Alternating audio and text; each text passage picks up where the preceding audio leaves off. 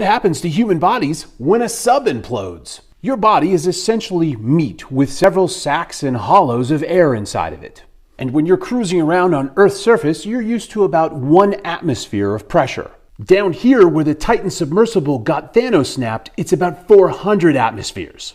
That's about 6,000 pounds of pressure per square inch. But how many square inches is a human being? The average adult male is about 5'9" and weighs approximately 200 pounds. If you work that out, it's about 21 square feet, which is about 3,000 square inches. So you've got 3,000 square inches and 6,000 pounds of pressure per square inch. That's 18 million pounds of pressure. This is why the quality of your submersible matters so much. Ideally, you want a cutting-edge submersible that's going to keep all of that pressure away from your body. That is obviously not what happened on Titan. It basically became a tube of toothpaste in a hydraulic press. The upside to catastrophic implosions, that's not a sentence you ever think you're going to say, is that they happen very quickly. In the case of Titan, you're literally talking less than a millisecond, maybe even a nanosecond. That's why you keep hearing people say they never knew it happened, but there's actually cool anatomy behind this.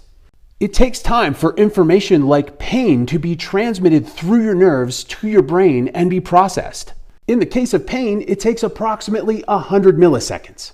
That's 99 milliseconds longer than it took for the implosion. What's really crazy is it takes 13 milliseconds for you to process visual imagery, so that means you're crushed before you even know that you saw it. Now we're going to talk about leftovers, and this might get a little dark. If you're not interested in that, you don't have to stay for it. There were 5 people on the Titan submersible. Let's assume they weigh 180 pounds each. That means there's 900 pounds of remains that have to go somewhere.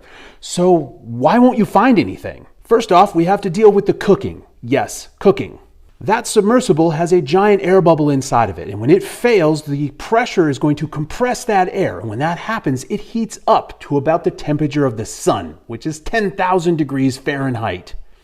If there was anything left after the Ocean Instapot event, it would be immediately reduced to a gel. And that gel-like substance would be ejected out of all of the seams of that now crushed submersible at extremely high velocity. That press-formed and cooked meat product will now enter into the great circle of life where it will go on to become part of something else. Which I admit sounds dark, but that's where we all end up.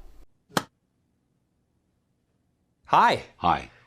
How are you? You have questions. Yes. I had a lot of questions. I'm sure you had a lot of questions, but rest assured, we're going to answer them right now.